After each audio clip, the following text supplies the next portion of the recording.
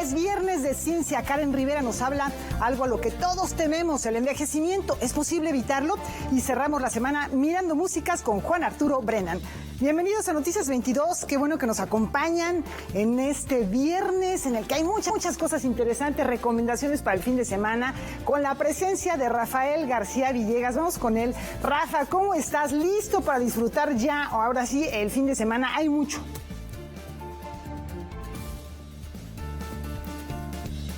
Así es, mi querida Laura, qué gusto saludarte a ti y a los amigos del auditorio. Hola, Laura Regis, en la traducción de lenguas de señas mexicana. Y en efecto, un programa muy variado, con ciencia, con música y mucha actividad cultural. Platícanos, Laura, ¿con qué arrancamos?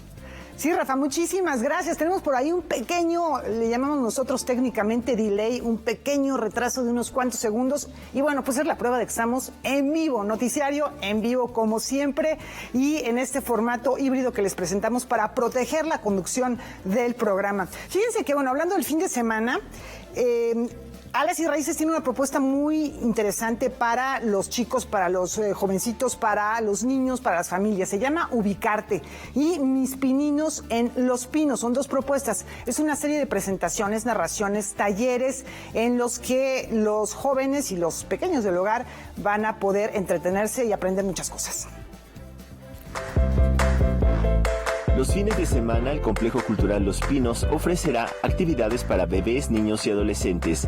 Las actividades están dirigidas a adolescentes de 13 a 17 años.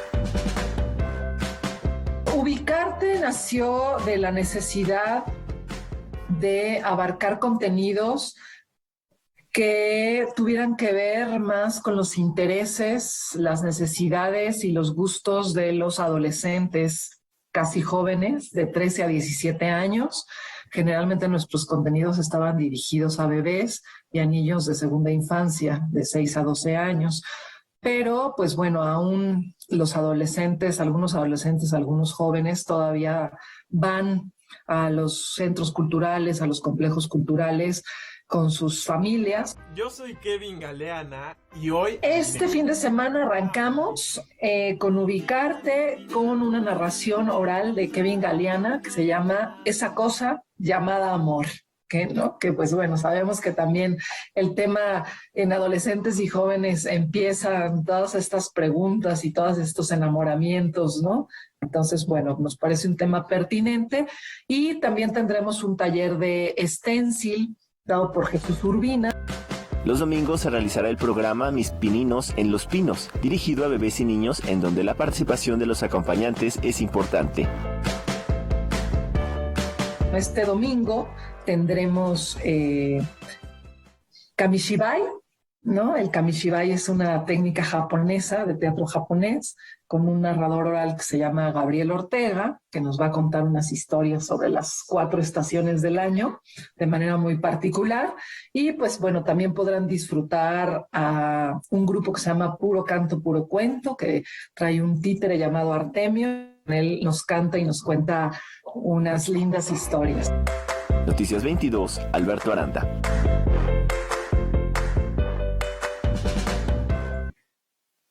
Y ya que estamos platicando de cuestiones orientales, el cielo nocturno, para enviar un mensaje de prosperidad al mundo y dar así la bienvenida a la primavera.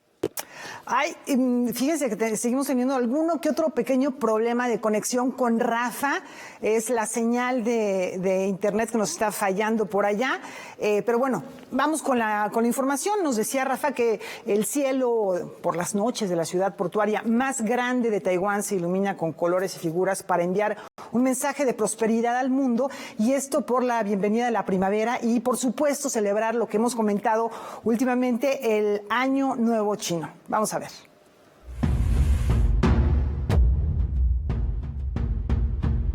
Las celebraciones por el Año del Tigre de Agua se complementan con el Festival de la Linterna en Taiwán. Aquí, el trabajo de artesanos y las tradiciones locales se entremezclan para mostrar al mundo el folclor viviente de la región. Gracias a la Oficina de Turismo del Ministerio de Transportes y Comunicaciones de Taiwán, este encuentro tuvo su primera edición en 1990, prevalece desde entonces, pero con el paso del tiempo se ha modificado y ha sabido fusionar sus actividades con el desarrollo tecnológico. Originalmente el encuentro se realizaba en Taipei el día 15 del primer mes del calendario lunar, pero en 2001 se optó por que cada año se llevara a otros puntos de la isla al este de Asia. Este 2022 la fiesta lumínica se asentó en la ciudad de Kaohsiung y la celebración se extenderá hasta el 28 de febrero. El escenario principal es el distrito Love River Bay, donde 1.500 drones dibujaron diferentes imágenes en el cielo nocturno. En esta ocasión no solo se formaron figuras alusivas al Año Nuevo, sino que sobre el río destellaron corazones gigantes con las banderas de los países que han ayudado a Taiwán en los momentos más difíciles de la crisis sanitaria: Japón, Lituania, Eslovaquia, Polonia, Estados Unidos y la República Checa. De forma paralela, el Centro Nacional de Arte Weiying de la ciudad de Kaohsiung también ofrece diversas actividades culturales, desde conciertos hasta muestras dancísticas. A lo largo de febrero, el recinto utilizará su infraestructura para mostrar un espectáculo de luces.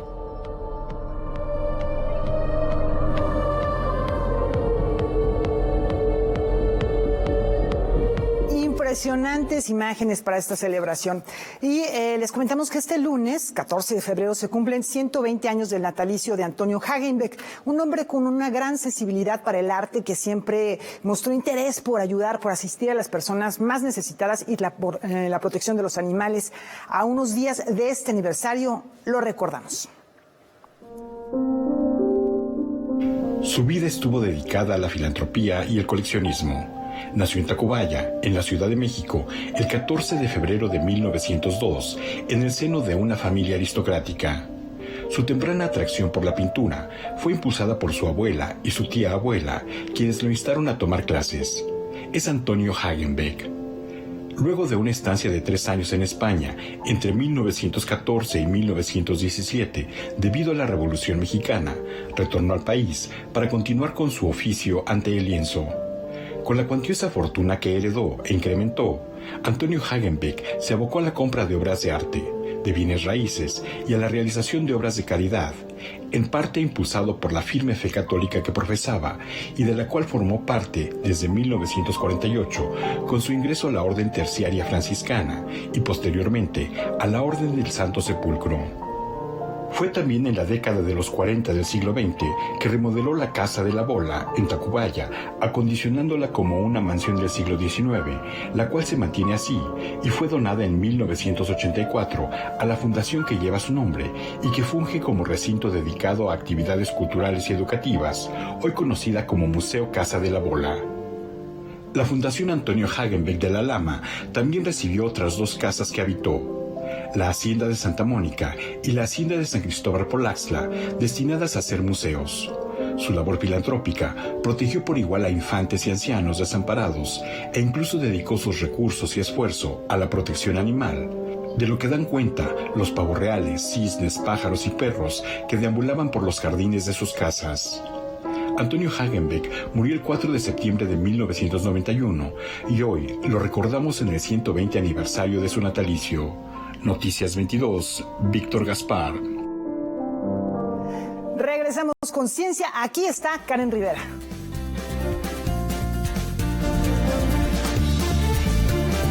Vejez y mujeres en la ciencia, los temas que aborda Karen Rivera esta noche. Liminal, Laura, vamos contigo.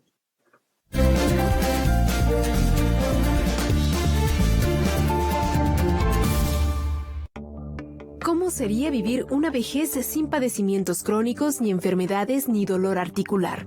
Se sabe que el envejecimiento es el conjunto de modificaciones que sufre el cuerpo humano con el tiempo y un gran porcentaje de las personas mayores tienden a padecer múltiples patologías de manera simultánea.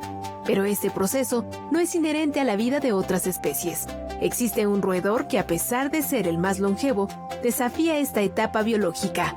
Se trata del ratopín o rata topo lampiña.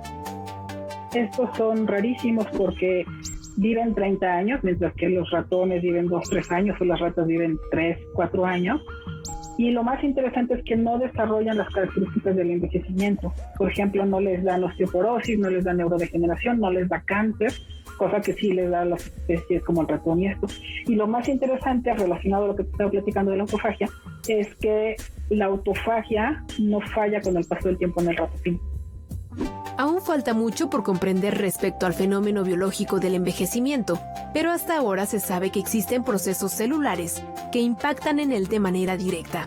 Uno de ellos es la senescencia celular, es decir, que las células del cuerpo humano sufren cambios en su morfología y en su patrón de expresión de genes fuera de contexto. El otro proceso del que se tiene registro es la falla en la autofagia, concepto que viene del latín y significa comerse a sí mismo.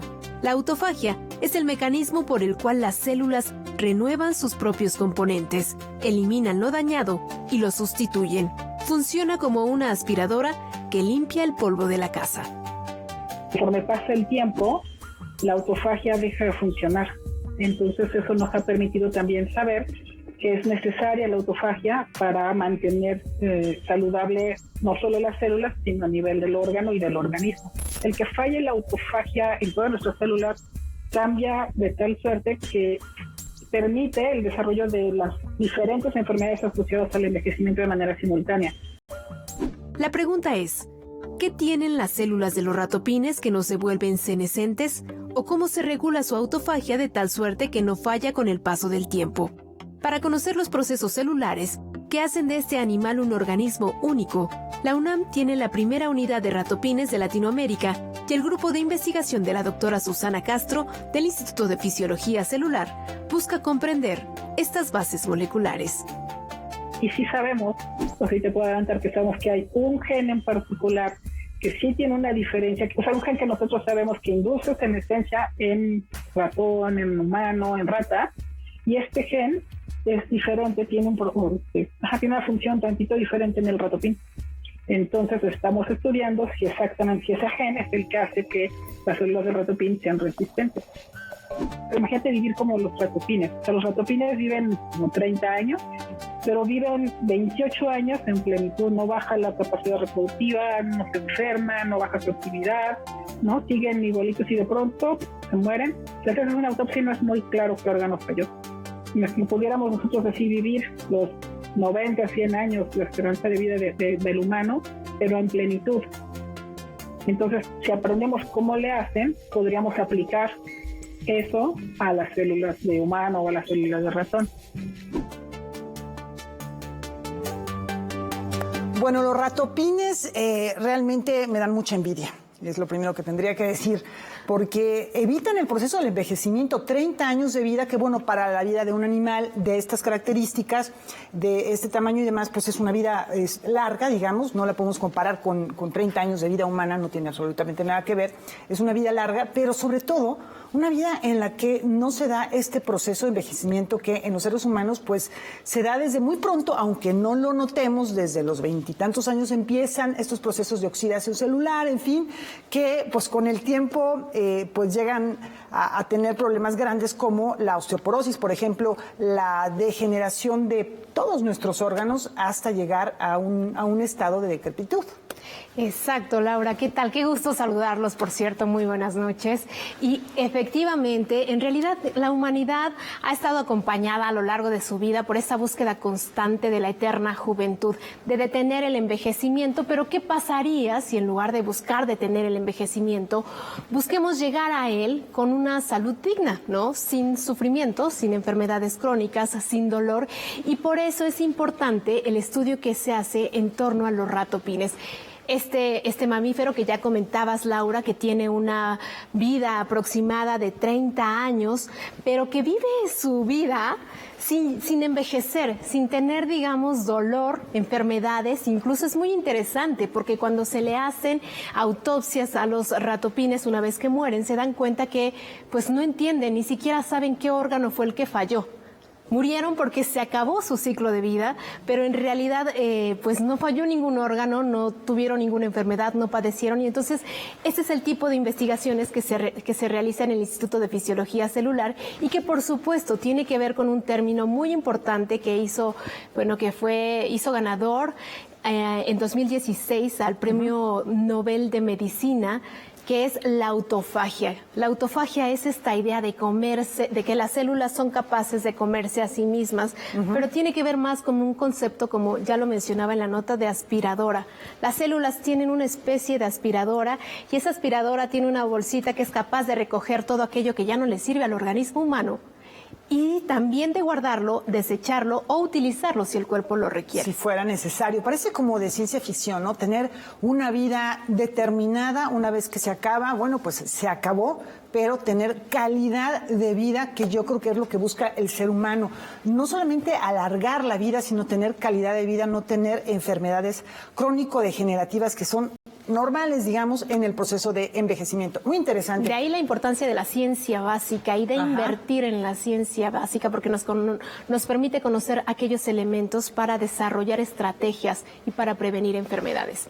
Laura. Karen, y bueno, pues para ello también la importancia de impulsar el estudio, el conocimiento de la ciencia, y por ello, en el caso de las mujeres, tú entrevistaste a una mujer muy, muy talentosa, y bueno, pues precisamente vamos a comentarles que desde 2016 se celebra los días 11 de febrero, el Día Internacional de la Mujer y la Niña en la Ciencia.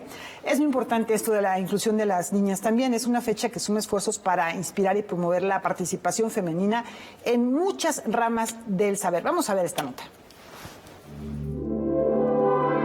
Científicas, periodistas e influencers se dieron cita en la conferencia La ciencia sí es para las niñas, esto en el marco del Día Internacional de la Mujer y la Niña en la Ciencia.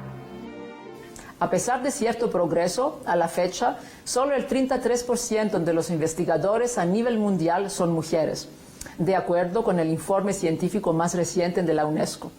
Esta evolución aún es demasiado lenta, persisten barreras sociales, académicas y económicas importantes y el límite de ascenso sigue siendo una realidad en el ámbito de la investigación. En 2019, las mujeres solo representaban el 19% de los inventores. En la inteligencia artificial, una de las áreas de vanguardia de la investigación, las mujeres representan solo el 22% de los profesionales. Las participantes compartieron su experiencia y los problemas que han enfrentado para dedicarse a la ciencia, entre ellos romper roles y estereotipos de género impuestos desde la casa y prolongados hasta las universidades y centros de trabajo. Creo que, por supuesto, los estereotipos siguen existiendo. Las mujeres son prolijas, estudiosas, aplicadas. Los varones son creativos, osados, inteligentes. Y eso marca desde un primer momento. Las chicas son buenas para la biología, pero no para la matemática, no para la tecnología. Y ahí vamos perdiendo vocaciones. Vamos perdiendo vocaciones en un momento muy, muy temprano. Y nos preocupa muchísimo porque ya cuando estamos a finales de los estudios secundarios ya es muy difícil rescatar. Desde pequeña siempre estás luchando con ese entorno de que todo el tiempo te están diciendo que va a ser muy difícil, que mejor no lo hagas.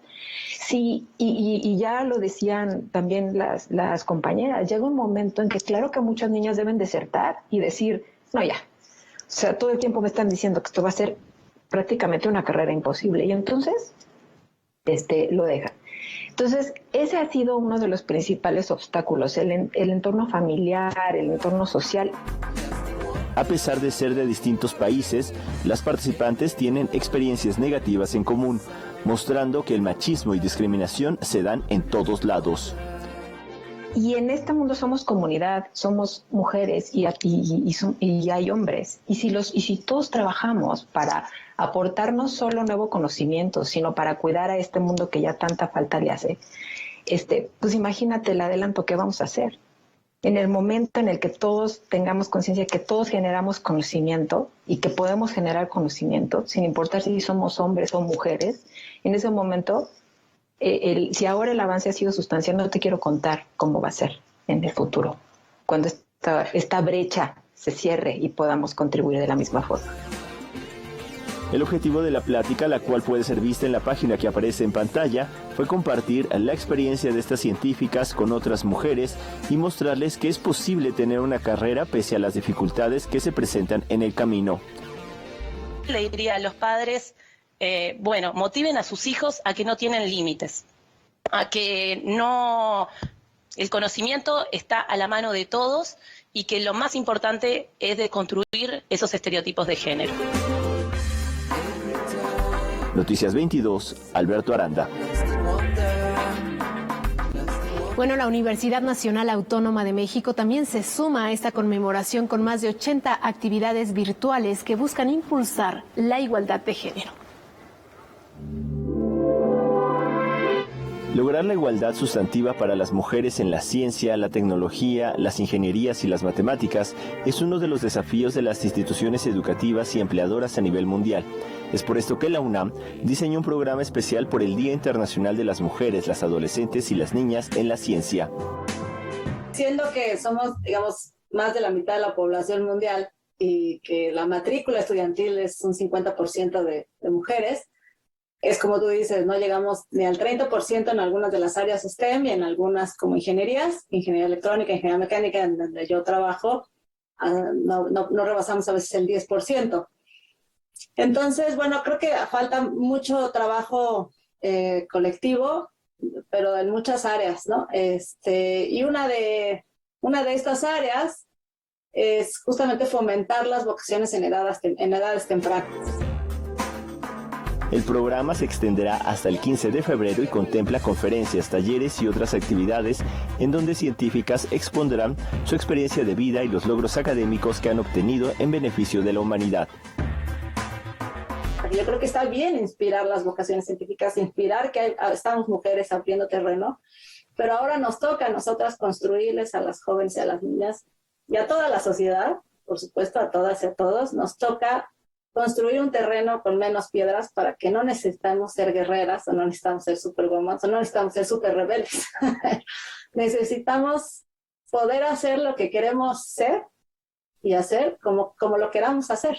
Y quitar las minas, porque tenemos que reconocer que el camino no es parejo. Aunque este reconocimiento sea doloroso, el camino no es parejo para hombres y para mujeres desde edades tempranas. Entonces, por eso desde ahí tenemos que trabajar. Algunas de las actividades programadas van encaminadas a combatir el machismo que existe en la sociedad mexicana. Muchos de esos esfuerzos son, sí se puede, como promover estos roles de género, no es que sea una cosa de hombres, sino que estamos las mujeres haciendo ciencia e ingeniería. En la ingeniería, por ejemplo, construimos un programa que se llama Cree en lo que puedas llegar a ser, que es muy bonito,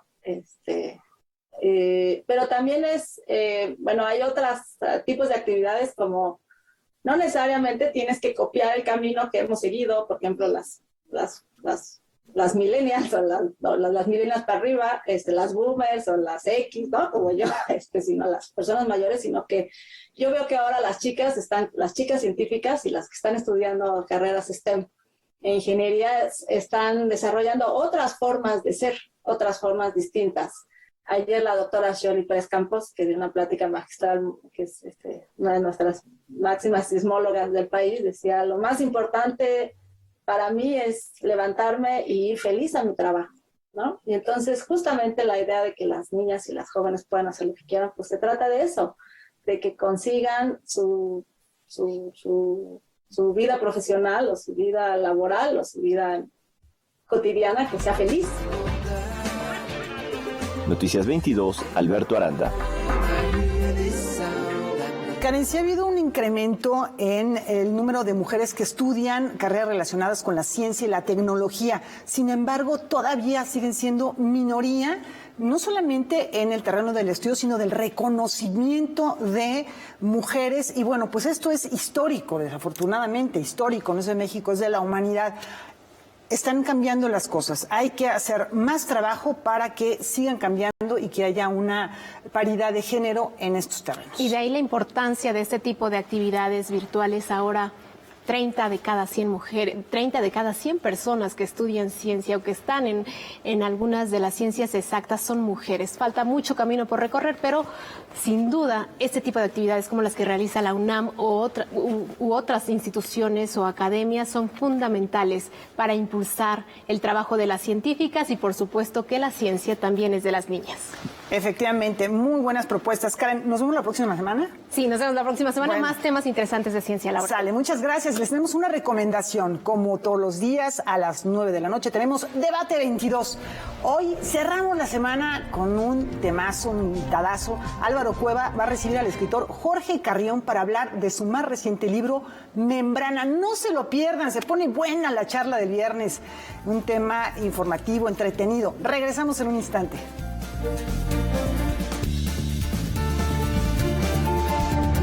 ayer comenzó la Feria de Arte Bada México 2022. Es un espacio en el que los coleccionistas pueden adquirir todo tipo de obras y además tener contacto directo con los creadores de las piezas. Vamos a conocer más. Con la intención de que artistas emergentes y consagrados dialoguen sobre su trabajo con el público de manera directa, se realiza Bada, la Feria de Arte sin intermediarios. Se trata de una iniciativa que busca revolucionar la manera de comprar y vender obra y que puede verse en Campo Marte de la Ciudad de México. Bada quiere decir Buenos Aires directo de artista. Y el objetivo principal de Bada es el contacto directo entre el público y el artista. Que el público encuentre en el artista pues esta experiencia, no solo de una obra de arte, no solo de un objeto, porque finalmente una obra de arte pues es un objeto, pero cuando el público la ve y tiene este contacto con el artista, ya se convierte en arte. Bada cuenta hasta ahora con 3 sedes, Buenos Aires, Madrid y México. En su segunda edición, la feria muestra el trabajo de 150 artistas seleccionados de entre más de 5,000 solicitudes. A nosotros nos parece muy importante que los artistas se autogestionen. Creemos que, el arte desde toda la vida ha sido llevado por intermediarios siempre.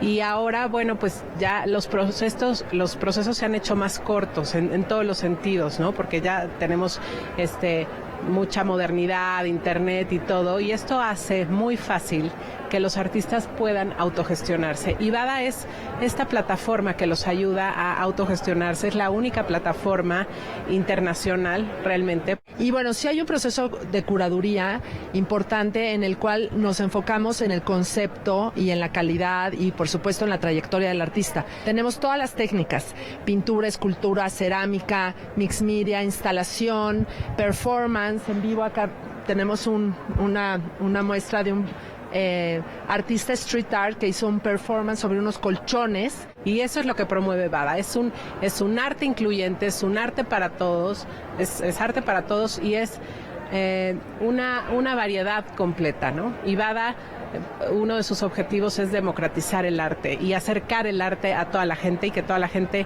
pueda tener una obra original en su casa. Bada se podrá visitar de 11 de la mañana a 8 de la noche hasta el domingo 13 de febrero. Noticias 22, Karen Rivera. Seguimos con propuestas plásticas. El dúo Lake Berea nos acerca al universo personal y creativo de los artistas Annie y Joseph Albers con una muestra fotográfica en la galería Proyecto Paralelo. Vamos a verla.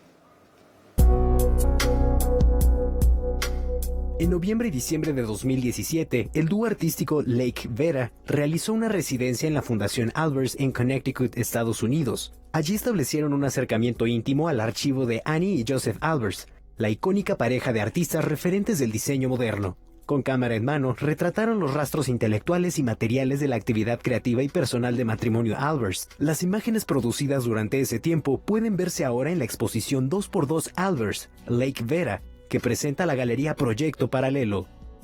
Nosotros aplicamos, mientras que estábamos en la residencia, varias de nuestras técnicas que hacemos. Nos ponemos ciertas reglas antes de empezar un proyecto. Decidimos qué equipo fotográfico vamos a usar, qué cámaras vamos a usar, cómo es que vamos a acercarnos a estos objetos que nos interesan. Este archivo es súper interesante porque tiene toda su correspondencia con la gente de la Bauhaus, muchos de los trabajos y muchas de las cosas con las que pudieron salir de Alemania, pero también todos sus procesos, el mundo de la gente con la que convivieron, la cosmología social de la que eran parte, y digamos como rastros muy íntimos y personales como ropa, cartas entre ellos, las tarjetas de Navidad, que era el único objeto, el único arte que hacían en colaboración. Annie y Joseph Albers fueron profesores de la Bauhaus en Dessau y Berlín antes de emigrar a Estados Unidos en 1933 debido a la ocupación nazi. Entre otras cosas, Annie fue pionera en el renacer moderno del arte textil, mientras que Joseph desarrolló toda una teoría sobre la interacción de color de la que da cuenta su producción artística.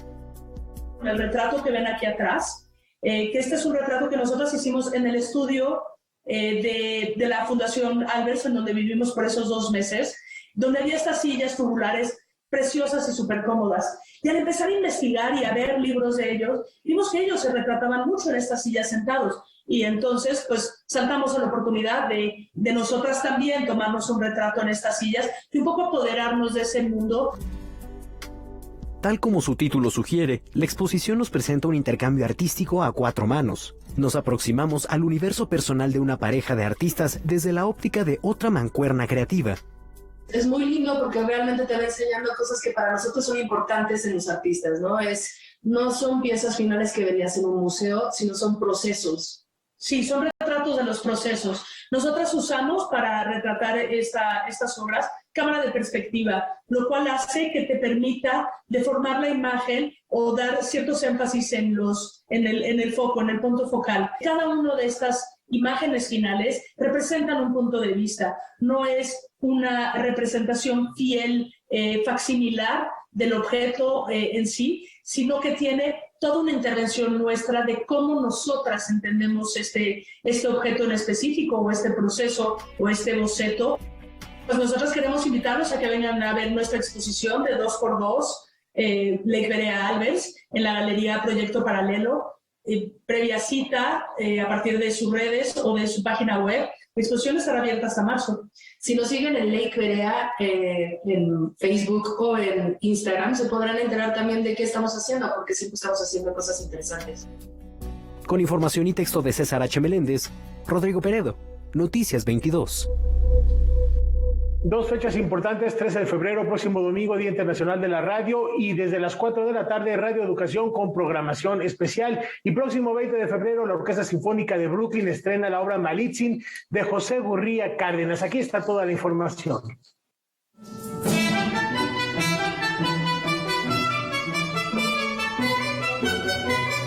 A mí lo que me representa es negociación, es entender sus circunstancias, ¿no? El saber qué está ocurriendo e inclusive el tener una misión y una visión hacia el futuro de corto y largo plazo. Me habla de una persona increíblemente pujante y robusta en su existir y con un entendimiento que muchos historiadores me agradan mucho en el tono que abordan hacia el personaje, la ven como de nueva cuenta, como una gran conciliadora y como un personaje en donde si no hubiese sido por ella, las matanzas hubieran sido muchísimo más grandes. De manera que la pieza, por ejemplo, es una pieza, es un poema sinfónico de 10 minutos que está flanqueado por una escritura coral que de alguna u otra manera me hace pensar que estoy dibujando a esta mujer bajo los cánones de su propia experiencia. Es decir, estamos dentro de la figura de Lama Lindsay, ella escribiendo en primera persona sus vivencias. Y ya en el tronco, en la mitad de esta pieza, ya está siendo observada por un tercero. Y es un poco lo que traté de hacer.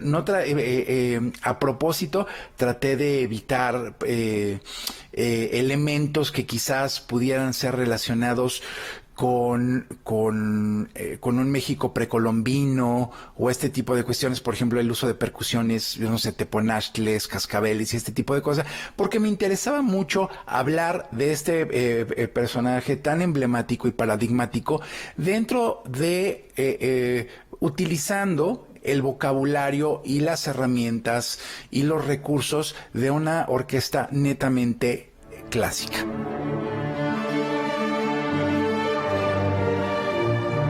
Una de las de los autores que a mí me gustan muchísimo es el padre del experimentalismo americano, Charles Ives, ¿no? Bastante famoso al principio del siglo XX. Y también me encanta el espectralismo francés, Tristan Muriel. Y también los impresionistas, por supuesto, Ravel, Debussy y compañía. Eso influyó en cómo escribí, en los sonidos, en cómo introduzco a los personajes, ya sean solistas o secciones enteras de alientos o de metales o cómo manejé la sección de cuerdas, que de alguna u otra manera siempre está rupturando la pieza misma de principio a fin. Es un poco así como la pensé. Tenemos una pausa, regresamos a Mirar Músicas con Juan Arturo Brennan.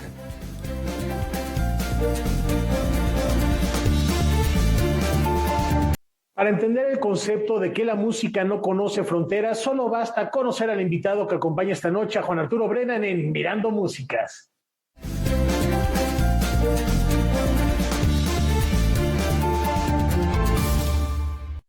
Hola, ¿qué tal? Bienvenidos, buenas noches. Mirando Músicas de viernes. Hoy tengo un invitado lejano en distancia, pero cercano a algunas de mis filias musicales. Israel Castillo, gambista. Bienvenido, Israel. Gracias por venir al programa esta noche. Hola, ¿qué tal, Juan Arturo? Muchas gracias por la invitación. ¿Dónde estás? Estoy ahora en la ciudad de La Haya, en Holanda. Estudiaste ahí estudios superiores, ¿cierto? Sí, estudié mi maestría en viola da gamba y después una maestría en nuevas audiencias y práctica innovadora. Después nos explicas brevemente qué es eso, porque es un tema que me interesa. Aquí en México, ¿tu preparación fue dónde y con quién de tutor principal? Fue en la Escuela Nacional de Música, hoy Facultad de Música de la UNAM, y estuvo a cargo de Gabriela Villaguals, que es la maestra de viola da gamba en la facultad. Y ella es como la decana del instrumento en México, ¿verdad? Es la mamá del instrumento. En realidad es la que nos ha formado a la gran mayoría de los gambistas en México. Hay otros gambistas, obviamente, en distintos lugares de la República, pero la gran mayoría de los que estamos afuera, que estamos haciendo música, venimos de esa mamá. Bien. Gabriela Les platico, gracias Israel, les platico que invité a Israel esta noche porque acaba de llevar a fruición un proyecto harto interesante. Grabó un documento musical fascinante, 12 fantasías para viola da gamba, de ese volcánico compositor alemán que fue Georg Philipp Telemann. Brevemente, Israel, ¿dónde estaba esta obra? Porque es recién descubierta, ¿dónde andaba? Estaba en un archivo privado en Alemania. Y cuando el archivo es donado al Estado, es posible obtener estas partituras. Se creían perdidas por varios siglos. Yo sabía de ellas porque las conocemos de un catálogo de Telemann, de todas sus publicaciones. Ahora bien, las conoces, aparecen, decides grabarlas. Pregunta, ¿grabaste, no lo sé, no sé si sea muy probable, directamente de los originales, de copias facsimilares o de ediciones modernas de estas fantasías? El año siguiente, estas fantasías se descubrieron en 2015. El año siguiente, la editorial Guntensberg las publicó en su edición facsimilar y en su edición personal, que es una edición muy buena. Y 2 años después yo pude obtener la partitura y empecé a estudiarla. Me tardé bastante tiempo en poder solucionar todas las cosas que se tenían que solucionar. Bien, ahora, cuando uno piensa en viola da gamba, piensa en general, cuando uno está interesado en estas cosas, piensa en nombres como el Señor de San Colombe, en Maran Maré, en Antoine de Forqueray.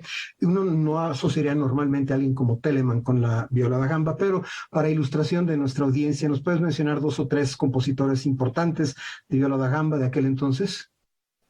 Bueno, Maran Maré es importantísimo, también el Señor San Colombe. Pero había una horda de músicos alrededor de la viola da gamba, compositores muy importantes como Buxtehude o Bach tienen obras muy importantes para la viola da gamba. Inclusive Händel tiene un par de cantatas que incluyen la viola da gamba. Y hay una horda, como decía, de compositores todavía anteriores que son desconocidos, pero que son bastante conocidos para nosotros. Hiciste la grabación allá en Holanda, ¿cierto? Sí, lo hice en la ciudad de Ámsterdam, en una pequeña iglesia que se llama De Hoop. Estuvo a cargo del ingeniero de sonido Andrea Frigi, que también es clavecinista, es un todólogo, es un maestro de la grabación y de muchas otras cosas. Danos, por favor, los 2 datos fundamentales de tu viola da gamba. ¿Quién la construyó y de quién es el arco? El instrumento de 7 cuerdas con el que grabé. Está hecho por un argentino que vive en la ciudad de París, Marcelo Ardizzoni, y el arco, esto es muy importante para el auditorio, está hecho por uno de los arqueteros más importantes de música antigua en el mundo, y es mexicano. Se llama Luis Emilio Rodríguez Carrington, y vive en la ciudad de La Haya por casualidad, pero es una de las figuras más importantes de la música antigua en el mundo. Ahí tienen los datos básicos organológicos respecto al instrumento de varios que se ven por ahí, con el que Israel Castillo grabó estas 12 fantasías para viola da gamba de Georg Philipp Telemann. Antes de pasar a la música, que es bien importante, les diré que ese disco ya circula. En cuanto regresemos de la música, Israel nos va a contar cómo y dónde circula. Por lo pronto vamos a escuchar este Vivace, que es el primer movimiento de la segunda de estas 12 fantasías para viola da gamba de Georg Philipp Telemann. En la interpretación, por supuesto, de mi invitado de esta noche, Israel Castillo, en la viola da gamba.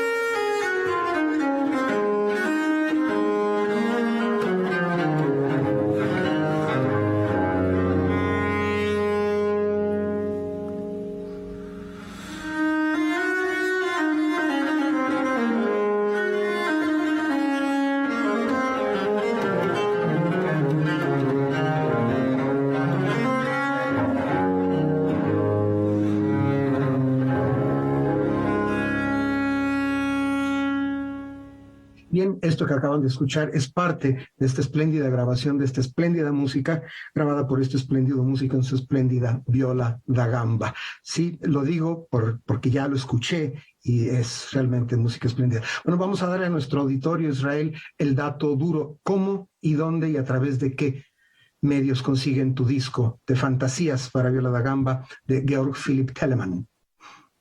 El disco está a la venta por medio de Urtext, en el sitio de Urtext Digital.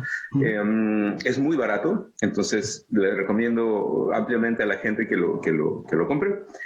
También por medio de mis redes sociales pueden escribirme mensajes si necesitan un disco físico.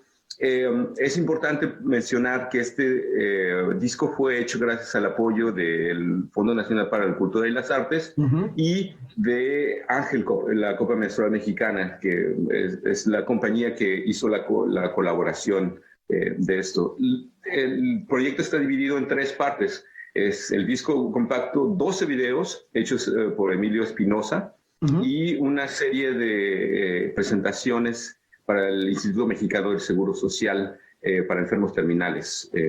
Todo es el combo de nuestro proyecto. Perfecto. Entonces, lo básico es que existe físico el disco y está en línea también para compra. En un momento más, alguien allá en la cabina va a apretar un botón y va a aparecer ahí la dirección fundamental, que es www.urtextonline.com, que es la versión digital de la compañía disquera Urtext. Ahí está la información para obtener el disco, tanto de manera digital como de manera física.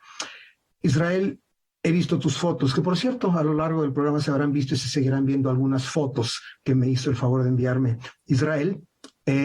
Tu viola, esta es de 7 cuerdas. Hay como que varios modelos y creo que desde entonces las había de distinto número de cuerdas. ¿Para ti no es una bronca tocar en un modelo y otro distinta digitación, distinta afinación, o usas solamente una?